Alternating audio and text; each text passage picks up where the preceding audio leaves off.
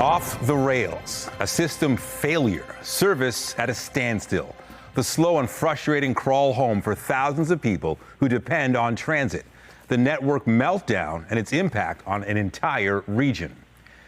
Good evening. This is a situation that is still far from over. If you're expecting someone, or maybe you're caught in the middle of it yourself, this has been a painful afternoon commute. Go trains, via rail, Up Express, take your pick, all of them affected by this sudden and severe outage, and it will take time to get things back on track. CTV's Allison Hurst is live at Union Station with tonight's top story. Allison. And that outage really started just before the afternoon rush really started to get going. All of these trains halted and remaining in place on the tracks where they were until they could start to work through what was going on the CN tracks. Limited service is slowly coming back on now with them trying to get about 30-minute trains running, but they're still warning of delays.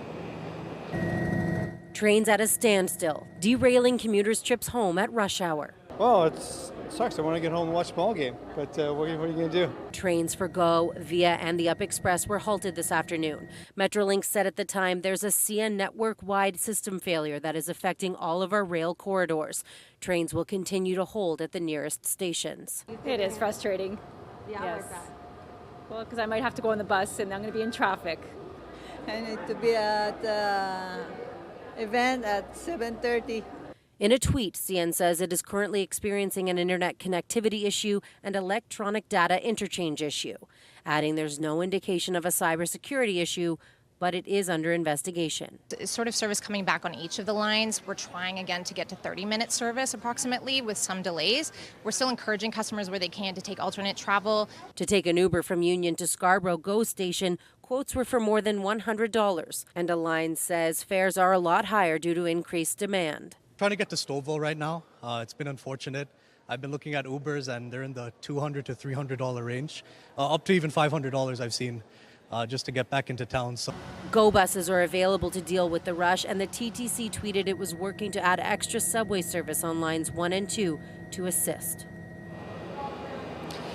And those delays are expected to continue as they're still working on trying to figure out what happened and solve the issue. There is an investigation underway. Reporting live, I'm Allison Hurst. Nathan, back to you. All right, thanks, Allison.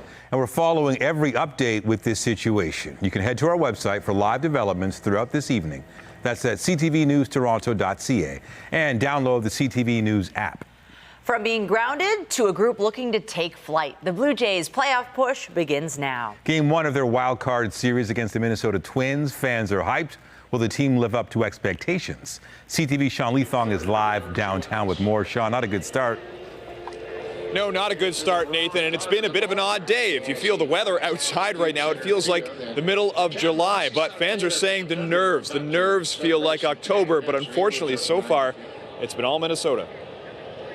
The day feels like mid-July, but the baseball is an experience that can only happen in October. I love the weather. I love watching baseball outside. That's pretty cool. But inside, in my heart, it's beating fast because I'm a little nervous about this Jays squad. With the Blue Jays starting their best 2 out of 3 playoff series against Minnesota, a surprisingly hot fall day has crowds at rendezvous enjoying a watch party outside. 14-year-old Hudson Frankel is fighting those playoff nerves. I don't know if we can do it. Like I'm very unsure about if our hitting can get more than 3 runs. And early on, it was not looking good as the Jays gave up a 2-run home run in the first inning. We just have a bit more of this, and then the nerves go away. Early this morning, Mayor Olivia Chow was raising the Jays flag at City Hall. They made it back to the playoffs, and we couldn't be happier. Inside the Jays shop, October baseball merchandise is here, and fans are already in the playoff mood. It's great. It's baseball, the boys of October, right?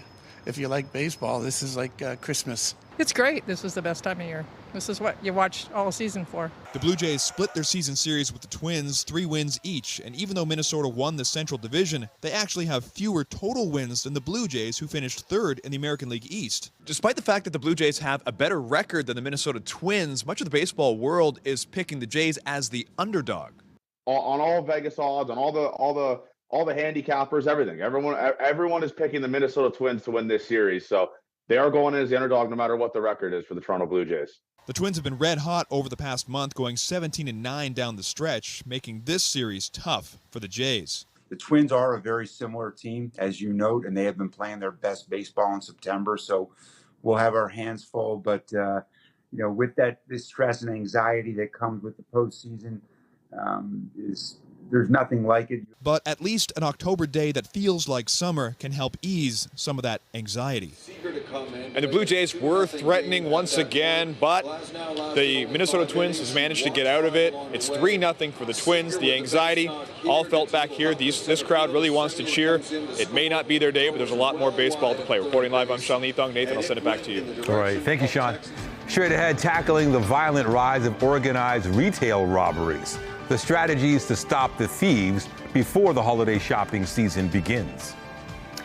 If you got outside today, no doubt you had something to say about this weather. It was so hot, we broke a record. A live look outside this hour, people are at the beach. You might think it was the middle of summer if it weren't for the dwindling daylight. Lindsay Morrison is here with a look at the current conditions. Wow, and there's something, Lindsay. Yeah, and people not just at the beach, but in the water as well, Michelle. It's not very often that we are experiencing 30 degrees at 6 o'clock at night on the third day of October, but that's where we find ourselves today. We smashed the daily temperature record, and we came close to our all-time hottest October day. We'll talk more about that coming up. You will notice a temperature difference between Pearson Airport at 30 degrees right now and Toronto Island at 26. So if you are looking for some relief from the heat, you will find it a little closer to the water. Winds are light right now, but they're coming out of the south. That's contributing to the warm up. Nothing to show you here on the satellite and radar. We have clear blue skies, and through the night tonight, it is still going to be warm. See that forecast low of 17 degrees? That's actually warmer than our average daytime high at this time of year. So how long is this heat streak going to last? There's a big change on the way. We're going to talk about when that begins coming up. For now, Michelle, I'll send it back to you. Thanks, Lindsay. Well, how's this for an unusual cleanup? The southbound 400 has now reopened following this bizarre scene earlier today. A truck overturning, spilling its load of celery across the highway. The CTV News chopper was above the area. Cleanup of the bright green veggies taking several hours. Well, hard to believe it's already October, and yes, that means the busy holiday shopping season will also be here before we know it. And police are already getting ready, hoping to make a dent in the growing problem of retail theft. CTV's Janice Goulding is live with more on this. Janice. Hi, Michelle. Organized retail crime has become a bigger and bigger issue in the United States, and now it's becoming a larger concern here in Canada. And that is why Toronto Police and Crime Stoppers launched a public awareness campaign here at headquarters today called It Costs Us All. Many of us have seen alarming video from the U.S. Brazen, coordinated smash and grabs where groups of criminals steal items to resell online or ship overseas. Organized retail crime is costing Canadian businesses $5 billion a year. And it's happening in Canada, too, according to Police and Crime Stoppers, who launched a new public awareness campaign today called It Costs Us All. These crimes are, in fact, costing all of us because they drive up the prices on products that we purchase on a regular basis. It's so pervasive, Crime Stopper says organized retail crime now impacts 87.5% of independent store owners, and 2 out of every 5 organized retail crimes now involve some sort of violence. And he pulled out a gun, pointed it at my belly, and pulled the trigger. Queen West retailer Doc von Lustenberg of Doc's Leather says he confronted a thieving duo in his store a couple of years ago. But he jumped out the window, he grabbed another jacket. Then he tussled in the streets with my employee, who got bloodied, broke his glasses. The gun never went off, but Doc was involved in a fist fight, and he and his staff member were both injured. They will start being obscene and never violence, I would say, so far, luckily, or in my experience, but we've definitely had people come in and start throwing our shoes down. Half a block away at Heel Boy, they too have dealt with aggressive thieves. That the level of violence and aggressive behavior and use of weapons when a retail crime is being committed is daily now. And as crimes become more organized, Crime Stopper says we all need to step up. So if you see something that is too good to be true, you might want to think twice about it, but report it, right? Call Crime Stoppers and say, hey, listen, I was just on this platform and here's what I saw, here's the link. In fact, Crime Stoppers is calling for stiffer penalties for organized retail crime under the Canadian Criminal Code. These are our homes. We've spent 30, 40, 50 years building up businesses here. Increased protection and deterrence, Doc says, helps protect us all. I have to charge more for my product, or I have to take a hit. Organized retail crime has become such an issue in the United States that big box retailer Target announced last week that it will have to shut down 9 of its stores. In fact, retailers in the United States estimate that this kind of crime is costing the average family about $500 a year in goods. Reporting live, I'm Janice Golding. Now back to Michelle. Thank you, Janice. A warning about some of the disturbing details in this next story. The sex assault trial of former fashion mogul Peter Nygard back in court today. The 82-year-old accused of sexually assaulting several women dating back decades. CTV's Raheem Ladani is live with more. Raheem. Nathan, today the jury heard testimony from one of Peter Nygard's alleged victims. We learned how the two first met, what transpired in the months ahead, and ultimately a detailed account of the alleged sexual assault. For the first time during Peter Nygard's sexual assault trial, an alleged victim took the stand inside a Toronto courtroom. The victim had just visited the Sivananda Ashram Yoga retreat in the Bahamas in the late 1980s. While waiting for her flight back to Pearson Airport, the then 28-year-old testified she felt a hand on her back, turned around, and saw Peter Nygard, who complimented the color of her dress. After exchanging pleasantries on the plane, the fashion mogul offered to drop her home, but instead allegedly took her to his Toronto office and gave her a tour. The witness testified, there was a hidden door that he opened, and that was his bachelor pad, and that's where the rape happened a few months later. Before the alleged sexual assault, the pair went for 2 dinners. Then in December 1989, she was invited to a Rolling Stones concert at the then Skydome. After, he convinced her to come up to his headquarters on 1 Niagara Street for a drink, but then ordered to make him a sandwich. The witness testified, his breathing had changed, the color of his face turned red, and he said, you're this little tease, you're not accepting my advance. She says she tried to leave, but he chased her around the room, pinned her on the bed, and forced her clothes off. The witness says, there was nothing I could do. I couldn't beat him up, so I said, at least put a condom on. After the alleged assault, Nygaard threw a $100 bill her way, but she didn't take it. He unlocked the door and she left. Prosecutors allege Nygaard sexually assaulted 5 women starting in the 1980s between the ages of 28 to 16 years old. Nygaard is now 82 years old and has pleaded not guilty to 5 charges of sexual assault and 1 count of forcible confinement. Court has adjourned for the day and will resume tomorrow at 10 a.m. where that same victim will retake the stand as the Crown continues its questioning. Reporting live, I'm Raheem Ladani. Nathan, I'll send it back to you. All right, thank you, Raheem. To City Hall now, where officials are watching the clock tick closer toward next year's budget. The money is scarce, but the mayor is optimistic. Progress is being made. CTV's Natalie Johnson joins us live with the details. Natalie. Well, Michelle, the city manager stressed the urgency of the situation today, saying Toronto requires significant investments on both the operating and the capital side. But as for how they get there, that's still being worked out.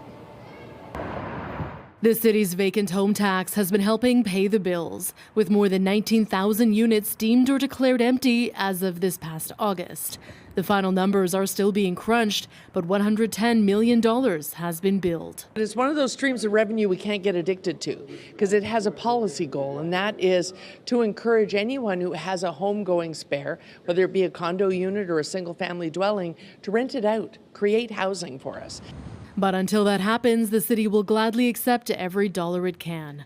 Mayor Olivia Chow, freshly back from a mission to Ottawa to secure federal funding, says her talks there were promising, especially on potential support for housing. I heard that there would be some decision coming in October. Pertaining to? We don't know whether it's a check, how big it is, but they are working hard at it. No commitment from the feds, though, on joining the so-called New Deal working group promised by the Premier. Those talks are still getting off the ground, with meetings on a new fiscal framework starting this month to address the city's structural shortfall. We have a wall that we're running into. We're not able to run a deficit, and that's our challenge. So that $1.5 billion is not a deficit, it is a wall. And there's two ways to get over the wall. We can have something that lifts us over the wall, or we can find ways to take down the wall. The city manager acknowledging that the premier wants to avoid a sales tax, but says uploading the Gardner remains an option on the table to ease capital pressure on the city. The goal is a financial fix for the long term, but next year's budget is coming up quickly. We hope that these two things can somehow come together, because 2024 does look very, very tough. The clock is ticking toward the deadline the province promised, less than 2 months away.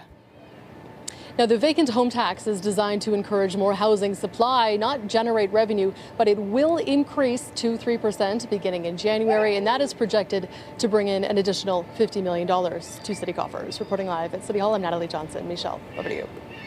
Thank you, Natalie. Further north at Queen's Park, the Ford government is facing some familiar questions. The opposition continuing to hammer the province over its issues related to its Greenbelt development plan. CTV's Queen's Park Bureau Chief Siobhan Morris is live with more. Siobhan. Well, Nathan, in the last few minutes, MPP shot down an attempt by New Democrats to launch a committee to look into the Greenbelt scandal. So opposition parties are still looking for answers on that file, but the government is facing criticism from those opposition parties about what they see as possible shady dealings dealing with other plots of land. This farm outside Ottawa's core is part of the next phase in pushback on the government's plan to build. When Greenbelt changes were made late last year, this property was looped into Ottawa's urban boundary against the wishes of the city. Forced down their throats after evidence of nearly $30,000 in donations. Opposition parties have been trying to get a justification. Lands on the USB key, donations to the Conservative Party, connections to Conservative insiders. It's sounding awfully familiar, Mr. Speaker. The Green Party leader is even more direct. It's like Greenbelt 2.0. It's the same process. Wealthy elites cashing in, meanwhile, ordinary Ontarians struggling to find a home they could afford. Tens of thousands of dollars were donated to progressive conservatives in the lead up to the change. Money from a group that showed up in the Integrity Commissioner's report on the Greenbelt. The Verde Alliance had lands on the infamous USB key that is involved in that investigation. It's the same company that owns the land through a shell company in Orleans. Blais believes that's enough to merit an investigation by the acting Auditor General. Looking forward to the review. Ottawa City Council wants the Minister of Municipal Affairs and Housing to revisit the decision. Paul Calandra isn't explaining how or why it was made. In addition to the urban boundary in itself does not mean that that parcel of land would be developed upon. The city remains in control of when or if that additional space is developed. New Democrats want an even broader review of the government big-footing planning done by many cities and of ministerial zoning orders to accelerate construction. Many of the same developers that were going to benefit from the Greenbelt grab stand to benefit from some of these other deals as well. The government has announced a review of MZOs to make sure they're being used for housing. The NDP is promising to reveal new information about that expansion of urban boundaries at a news conference tomorrow morning. Reporting live from Queen's Park, I'm Siobhan Morris. Nathan, back to you. All right, thank you, Siobhan. Ottawa is reacting after India reportedly told the Trudeau government it must repatriate 41 Canadian diplomats by next Tuesday. Of tensions, because indeed there are tensions between both our government. More than ever, it's important that diplomats be on the ground. And that's why we believe in the importance of having a strong diplomatic footprint in India. That being said, we are in ongoing conversations with the Indian government, and we will continue to protect them. The Financial Times says New Delhi has threatened to revoke the diplomatic immunity of the envoys if they remain after October 10th. Relations between Canada and India are strained after Trudeau said there were credible allegations of Indian involvement in the slaying of Canadian Sikh leader Hardeep Singh Nijjar in Vancouver. It is a historic moment for the House of Commons and the country. Greg Fergus has been elected and is the first Black Canadian to be Speaker of the House. CTV's Annie Bergeron-Oliver reports. Greg Fergus. About 3 hours after the votes were cast, Quebec MP Greg Fergus made his way from his seat on the Liberal backbench to his new seat at the front of the chamber reserved for the Speaker of the House of Commons. The Speaker to use the old hockey analogy, is nothing more than a referee. And if there's one thing I know, is that nobody pays good money to go see the referee. They go to see the stars, you, the players on the ice. First elected in 2015 as the MP for Hull-Elmer, Fergus has served in a number of parliamentary secretary roles. Alors?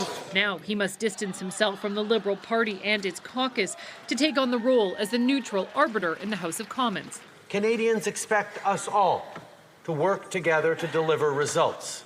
They expect us to behave to the highest standards.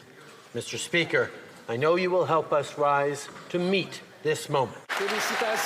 This rare moment, a mid-session election, was prompted by the resignation of Anthony Rota.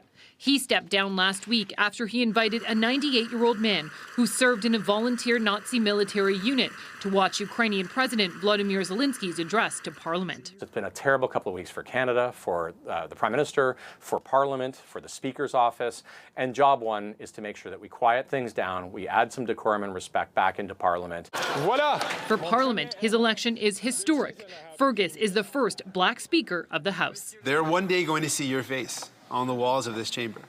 And what that's going to mean to kids visiting from far and wide who come to the capital city, there's going to be kids who maybe have come here and not seen themselves reflected on the walls. And that's going to change now. Please treat me like that new car and don't give it a dent on the first day. Fergus has pledged to promote and advance respect in Parliament through a firm but fair approach to the role. Questions orales. Something he tried to do today in his first question period. And keep the car on the right side of the road, Mr. Speaker. As a perk of the job, Fergus will get a $92,000 salary bump and an official residence in Chelsea, Quebec.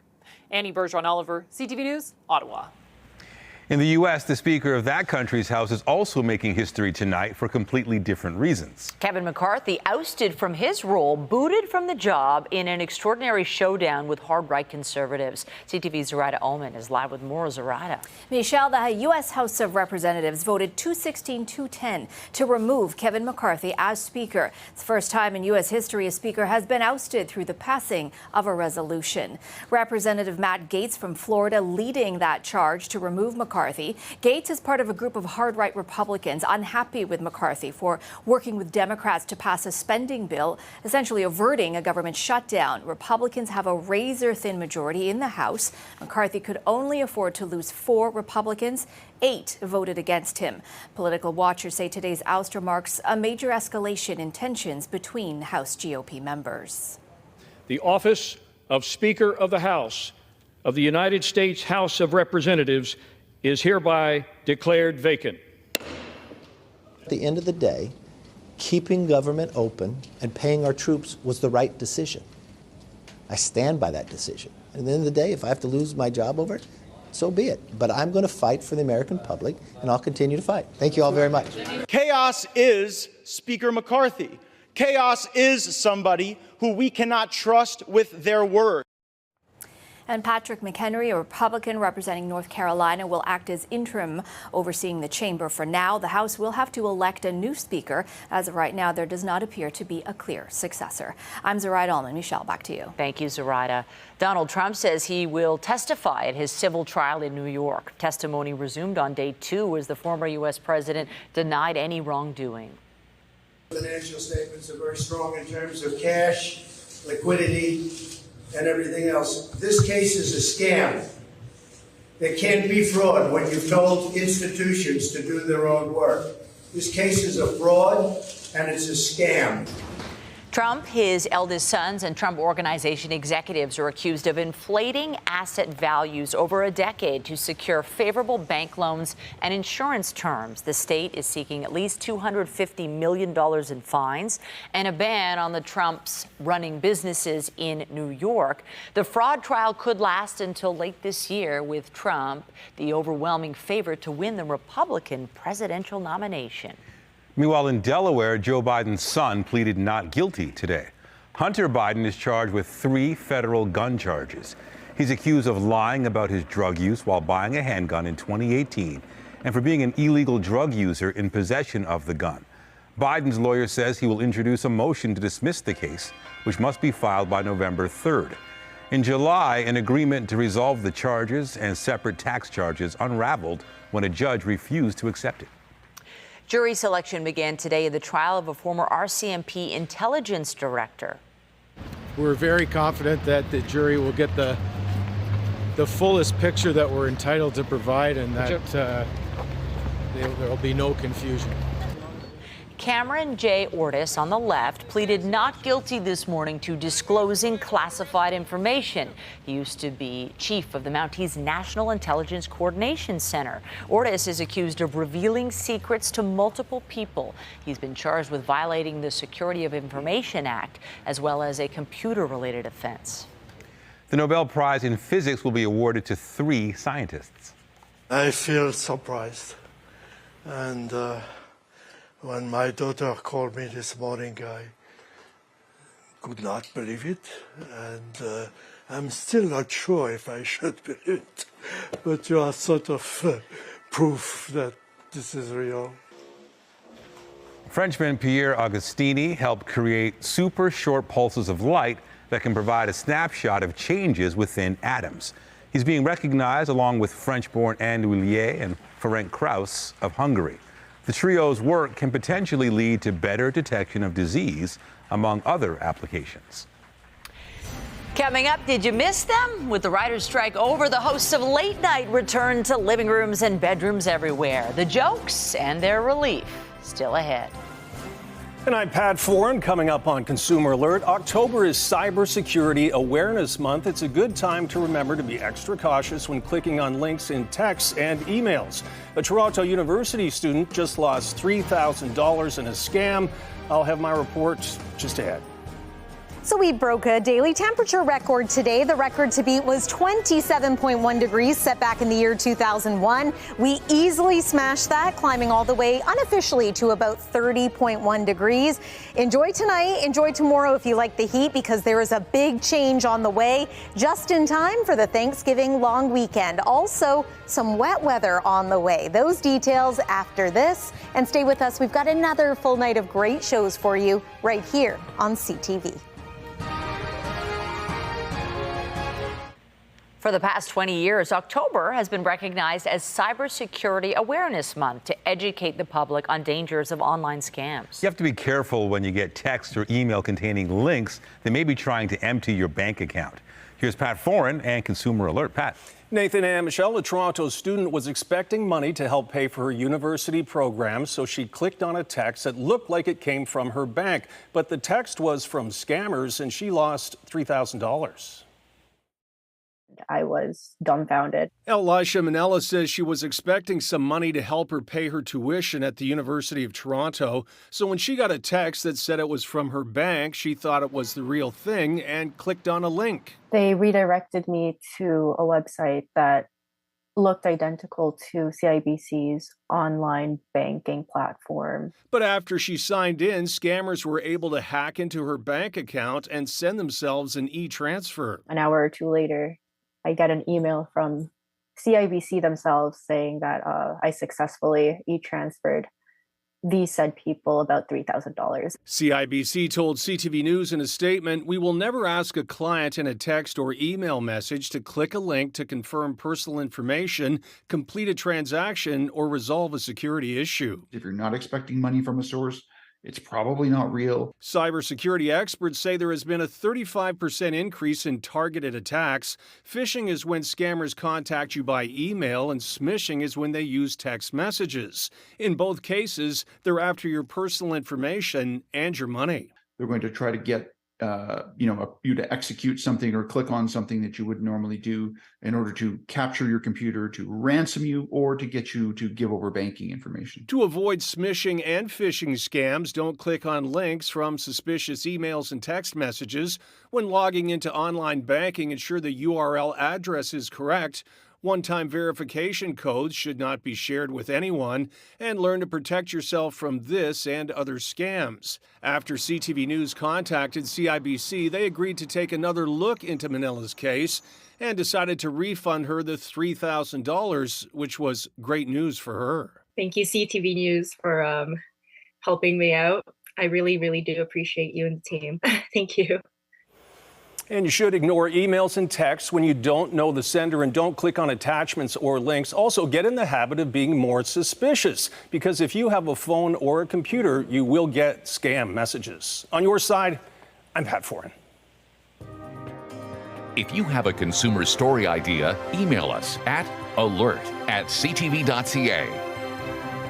All right, yes, not as much daylight, sun going down pretty soon, but these temperatures, it feels like midsummer. It's absolutely glorious. I went outside a little bit before the newscast just to feel the air. It's just so beautiful just to get outside and do anything, to be on a patio. I mean, it feels like this could last forever, although we know that's not the case. Yes, and I'm glad you did that. I'm glad you took advantage and enjoyed. I just saw someone go by on Lake Ontario on a jet ski in their bathing suit. It is the 3rd day of October. We are hotter today than we were any day in the month of August. Maybe you'll remember we never made it to 30 degrees that month. Of course, today feels a little more like mid-July, but how long is it going to last? Let's discuss. Weather is brought to you by Train, the most reliable heating and cooling brand. It's hard to stop a train. Ottawa hitting 30 degrees for the first time ever in October today. We made it to 30 as well here in Toronto, breaking the daily temperature record, not quite breaking the all-time October record, which is 31.8 degrees.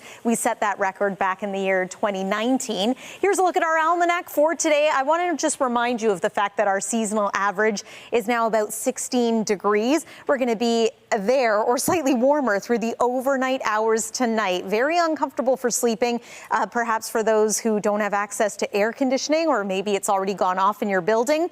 Tomorrow, another hot day, 28 degrees, humidex 33. So perhaps not as hot as it was today, but I do have a feeling, once again, many people will be flocking to the beach to find a way to keep cool. We could break records in Toronto, Hamilton, Oshawa, really right across the Golden Horseshoe tomorrow. We'll be keeping an eye on that. Our forecast high, generally speaking, about a degree higher than what the current record is. Current look at the satellite and radar. There is not much to show you. We have been under this ridge, a dome of high pressure, keeping us not only hot on days like today, but this has been a pretty remarkable stretch of generally dry weather. We've had about less than 2 millimeters of rain over the last 3 weeks, but things are going to change. We have a cold front that's going to swing through. It'll cool us down gradually into the weekend.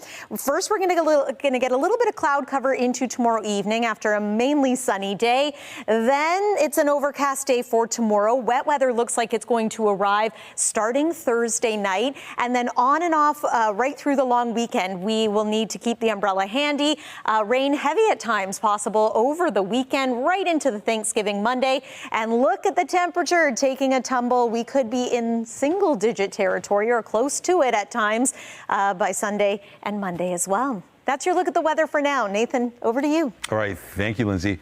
From across Canada and even further afield, Algonquin Park that is a magnet this time of year for people wanting to get a glimpse of something they can't get at home.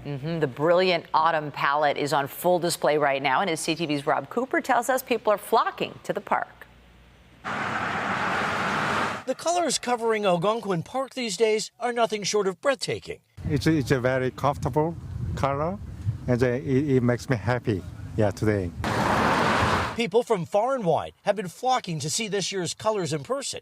Algonquin Park is known around the world for its fall palette. Did you come specifically from Germany for this? Yes. You came from Germany just for this?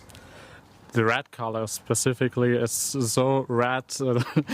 Do not see this in Germany, so it's very beautiful. Okay, we are from Alberta, so we are here for just to see the colors of Algonquin, especially the maples. We don't have much in Alberta. Staff at the park say the current fall color is at 100% changed, with 10% of the leaves on the ground. This is one of the busiest weeks of the season, leading into the busiest weekend of the year. The dominant color right now is orange, but there are lots of reds and yellows too. You got a favorite color? Not really, but all the colors are favorable here. It's a big time for many of the small businesses that depend on visitors to the park. Yeah, I was talking to staff here, and this is the nicest it's been for this extent of time, especially because the leaves are changing. There's been no wind and no rain, so the leaves are just lasting a very long time, and it's awesome. We came 2 years before, but this time it's the peak. We missed the peak last time. Now, a few things to keep in mind if you plan on heading up this week or the busy long weekend. For one, you'll need a permit, so make a reservation. And secondly, police are encouraging drivers not to pull over on the side of the highway to get those beauty shots. Park in a parking spot and walk your way in. Rob Cooper, CTV News, Algonquin Park. Also tonight, troubling fallout from the pandemic. A new study reveals a sharp rise in eating disorders among youth. Insights into the influx of ER and hospital admissions. I was afraid I was going to die in jail. Trapped in a foreign country. They put a bag over your head. A romance scam victim speaks out. I didn't do it. I'm not a drug dealer. W5 exposes a shocking twist. It's unlike anything I've ever investigated before. As a daughter fights. They got something to hide. For her mother's freedom. I can't believe this. This can't be happening. Watch W5 at a new day and time, Friday at 10 on CTV. A new report in the Canadian Medical Journal Association shows a sharp rise in teenage eating disorders since the start of the pandemic. We get more now from CTV's health reporter, Pauline Chan. The study looked at age 10 and up from 2017 to just before the pandemic, and then from March 2020 onwards. We knew almost immediately after the pandemic's onset that eating disorders surged among children and adolescents. And while other groups remained steady in terms of ER visits and hospitalizations, the rate for teens soared immediately after the start of the pandemic. And we observed a 121% increase overall in emergency department presentations for children and adolescents 10 to 17. I was not surprised given that clinically we have seen such an increase in eating disorders, but particularly anorexia nervosa during the pandemic. Dr. Jennifer Couturier, head of the Eating Disorders Clinic at McMaster Children's Hospital, says despite expanding their number of beds, they currently have a waiting list of a year, significantly longer than pre-pandemic. They were spending a lot of unstructured time, and they began to be worried about gaining weight at home, probably from social media. But while the loss of social contact and routines at school were a source of stress for many young people, some did benefit. Some kids that maybe are more socially anxious or don't enjoy school or they're bullied at school, they actually appreciated being home more. And she emphasizes that eating disorders are a complex illness with many factors.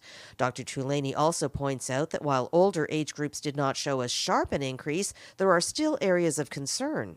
18 to 26-year-olds and also those 41 and above.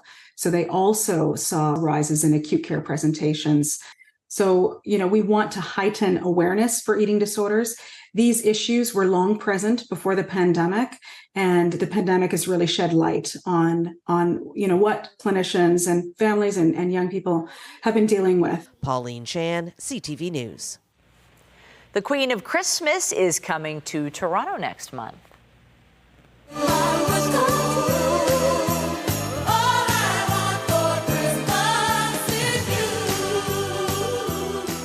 You know the song. Mariah Carey brings her Merry Christmas One and All tour to Scotiabank Arena on November 27th.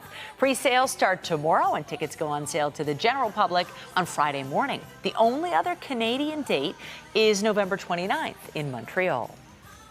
May the force be with them, along with a lot of cash.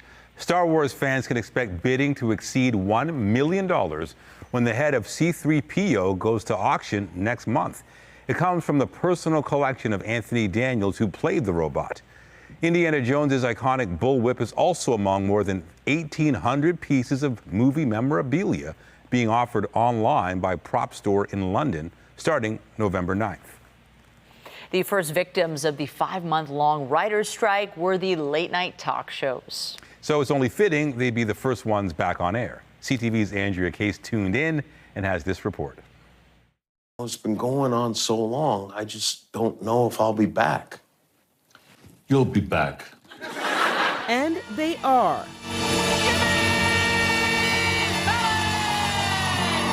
It was 5 months in the making after writers secured a 3-year deal last week.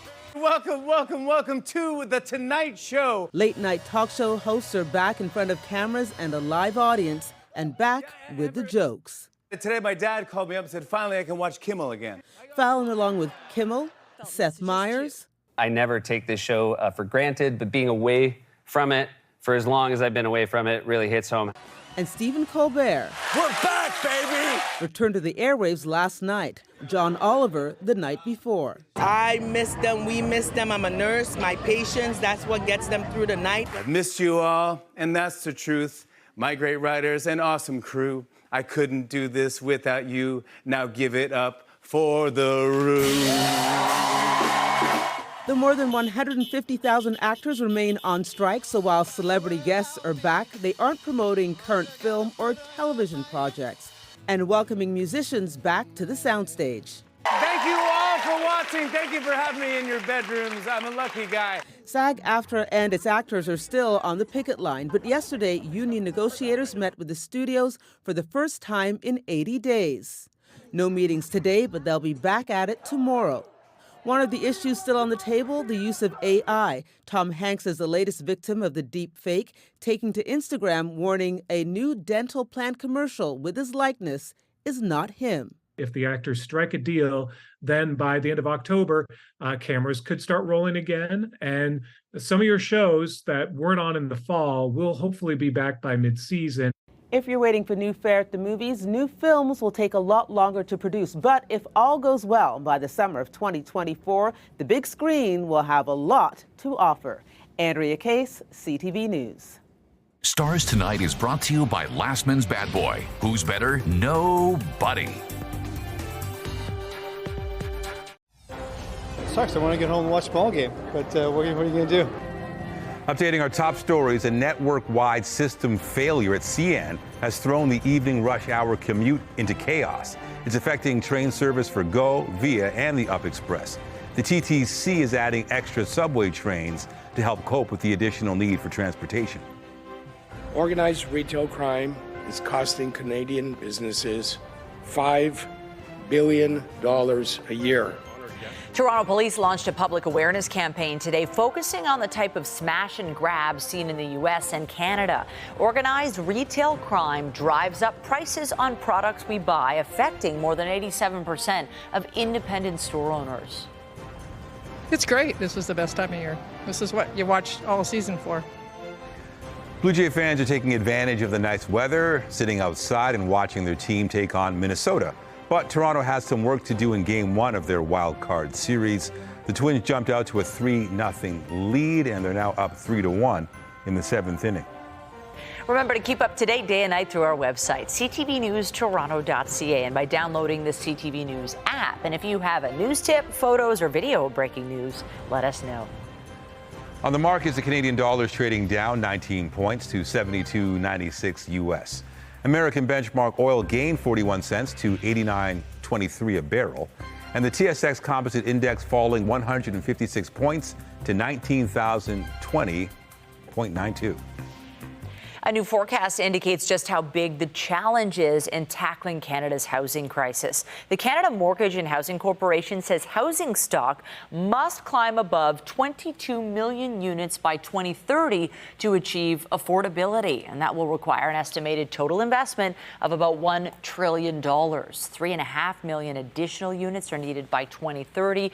So the CMHC believes the private sector must be given proper incentives to invest more in housing. It also wants to see less government red tape and fewer financial barriers.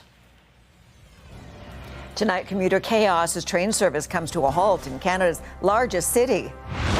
We got notification that there was a system outage. We're stuck. How a network-wide system failure derailed passenger plans. Later on CTV National News.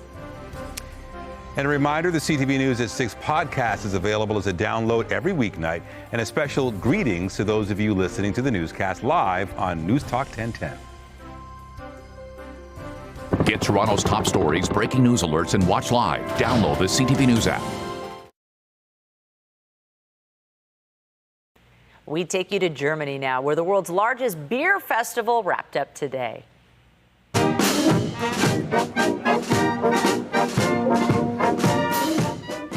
This was the final day of Oktoberfest, which drew more than 7 million visitors. Police summed up the event as largely harmonious. The 188th edition was also blessed with non-stop warm, sunny weather. Sound familiar? Yep, and we're still getting patio weather as we speak. Look at that sunset. Yeah. Our sunset time is right now. So get outside and enjoy, or wait until the end of our show. You can just enjoy this view from here. What a day it has been. We broke a record. Tomorrow we could do the same. Here's one more look at our current temperature. We are expecting that this will drop a little bit now that the sun is setting, but still 28 degrees in the city of Toronto, feeling like 32. Here's a look at tomorrow's forecast highs, very similar to what we are experiencing right now. So it might not be quite as hot tomorrow as it was today, but it is likely that we are going to break another record, and then things are really going to change after that.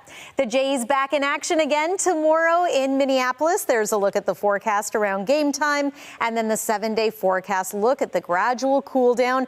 It is going to be feeling a lot more like fall this weekend. Nathan and Michelle. All right, very true. Thanks, Lindsay. Be sure to join Sandy Ronaldo tonight at 11 for CTV National News, followed by Zarada Allman with our next local newscast at 11:30. In the meantime, our coverage continues anytime on CP24 and online at ctvnewstoronto.ca. For Lindsay Morrison and all of us at CTV News, thank you for watching and have a good night.